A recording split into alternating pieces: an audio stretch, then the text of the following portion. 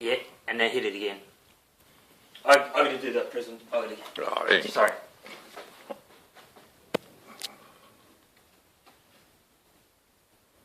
Ready? My name's Christopher Sitter. I'm doing a 3D presentation on how it's going to affect society in the future. First of all, I'll give you a handout, John, just in case you can't see the laptop presentation, PowerPoint. First of all, 3D printing in the future. I'm going to basically outline what the agenda is going to be.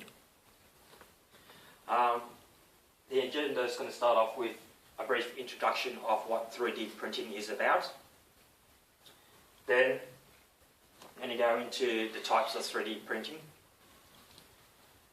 And then I'm going to talk about some of the areas that 3D printing is going to affect society.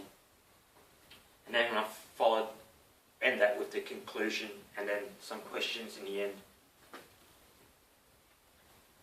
Has anyone heard about 3D printing? No? Alright. Well, basically there's a lot of stories in the print media and news coming lately about 3D printing, and it paints a broad stroke of what it does. Just here to give you some ideas of what it actually is and about, and how it's going to affect society.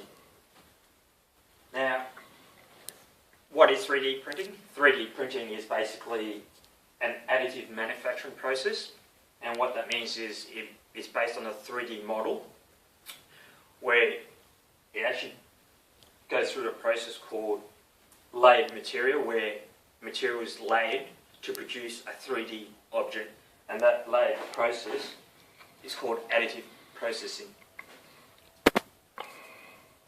Now there is several types of 3D printing. The first one is extrusion.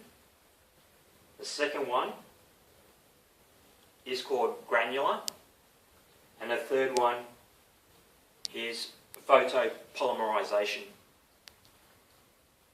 Now in the extrusion process, what happens is a polymer material is flows through a nozzle, and it actually gets heated on the way up and then produces the 3D object as it goes.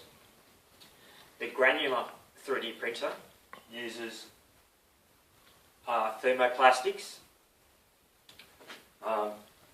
metal powder and ceramic powder.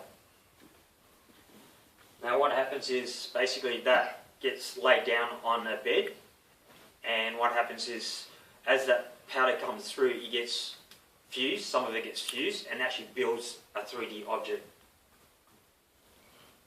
Now in the photopolymerization technique of 3D printers, it uses a liquid polymer, and what happens is that liquid polymer sits in a vat of liquid, and light shines through it and actually fuses the liquid polymer to produce the 3D object.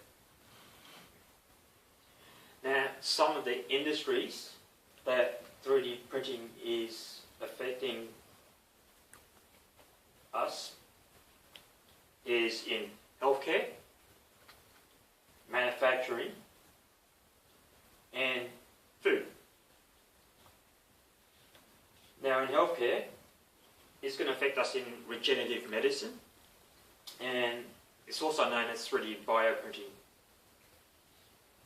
Now in the first area, it's going to affect us in human embryonic stem cell, and that's been pioneered by University of Edinburgh, which has created tissues and organs from the 3D printers.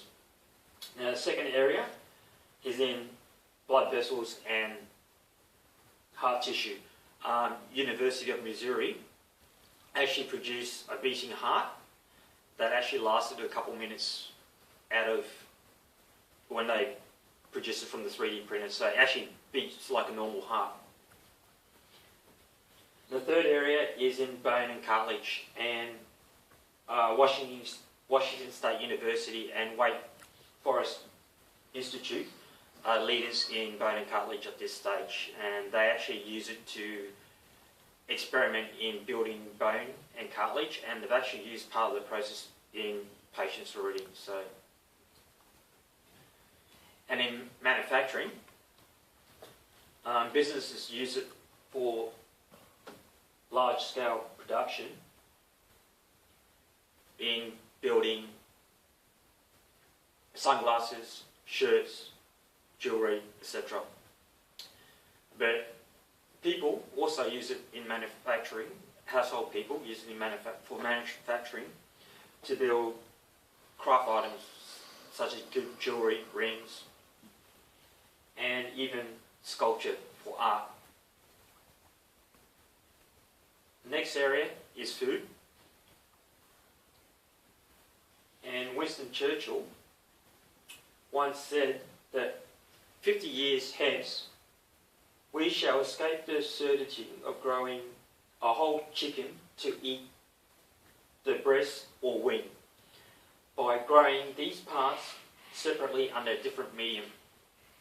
And what that means is that it was trying to outline that it's easier to actually produce the chicken wing than the whole chicken.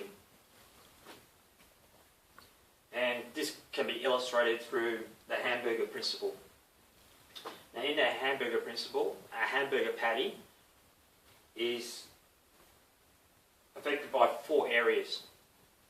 And those 4 areas are feed, water, land, and carbon dioxide. Now, to produce this one hamburger patty, you need 3 kilograms of feed, 2,271 litres of water, 6.97 square metres of land. And that hamburger patty produces 6.08 kilograms of carbon dioxide. If you think about the principle, one patty, and then you multiply, say, by 100, you can see the figures actually growing.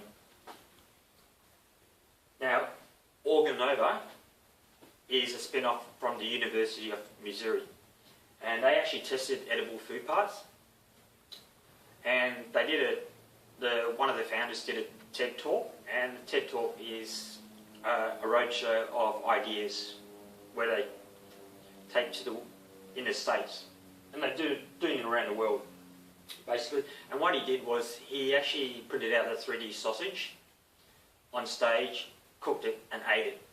Now it's still alive, and from that they're actually working on how to make that meat have more texture and more flavour. So they're actually producing meat that way. Now, in conclusion, you can get 3D printers. Now, Staples, which is one of the, like an Office Works in the United States, is actually selling 3D printers for $1,200 US. Now, you can actually get cheaper ones, and you can buy actual kits. You can actually buy kits for around about $200, and there's online communities that can actually help you to set it all up and print off these, set up these 3D printers. Now, there's going to be 2 emerging technologies that's going to be added onto 3D printers, and the first one I'm going to talk about is scanning. Now, scanners are used on your mobile phones, but they've actually been able to now scan 3D objects and be able to print it straight away through the 3D printer. The next one I'm going to talk about is recycling, and this is where it's going to affect household waste and stuff like that. So a student in the US formed a company called Philibot, and what he did, he designed a process where you can actually convert your plastic milk bottles into the material to be used to print the 3D objects. So basically he was recycling the plastics to produce the polymer for the 3D printers. Now, there's some potential benefits for 3D printing in healthcare. Imagine transplant. no rejection of organs, so you'll be better for transplants, and you don't need donors, so you can actually print out the actual organ. And secondly is reduction in animal testing, so animals will no longer be used, or there will be a reduction in animal testing, so you don't actually have to test it on animals. So drugs that affect livers and stuff like that can now be, the livers can actually be printed out and tested on straight away. In manufacturing, the replacement of tools. So if you break a hammer, you can actually print out the hammer and use it. And then you can also use it in research and development. Like, it's actually cheaper to actually produce the part, print it straight away and test it in a simulator than go through the actual process of mass producing it. So you can actually test it out before it actually gets into the development stage. And in food, this will reduce feed into farm animals, reduction in land usage for animals, and also reduction in water to produce these, and carbon dioxide. Now there's some potential harms with 3D printing, and one of them is in jobs. Now, Thomas Frey, a leading futurist, he predicted that there'll be a loss of 2 billion jobs by 2030. And if you try and imagine it, imagine the Earth and cut that in half. So it's basically half the world of jobs will be gone. And he cites one of the leading impact on that will be 3D printing. There'll also be a loss of skills. When you print off items like metal, you actually lose the skill set in how to produce the metal. So metallurgy skills will be vastly reduced. Same with craft skills as well. And then whole industries will be reshaped. So basically you can imagine the print media industry with the internet, how they lost a lot of jobs and trying to struggle to rebuild the revenue. A lot of industries will face this once 3D printing comes in. Is there any questions?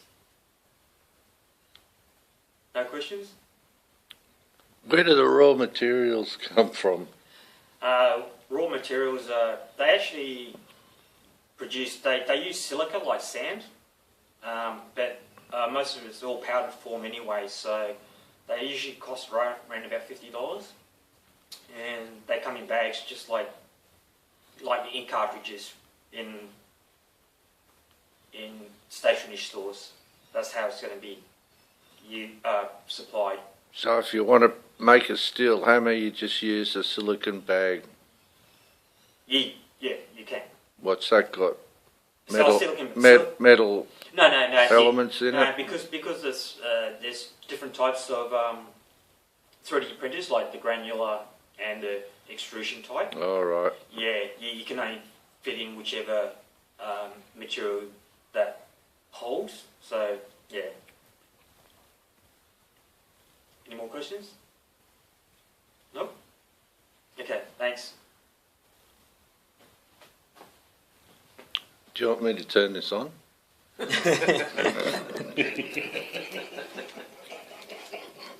Close. The cocky is just fun. The cocky, I was going to get the cocky. I was tempted.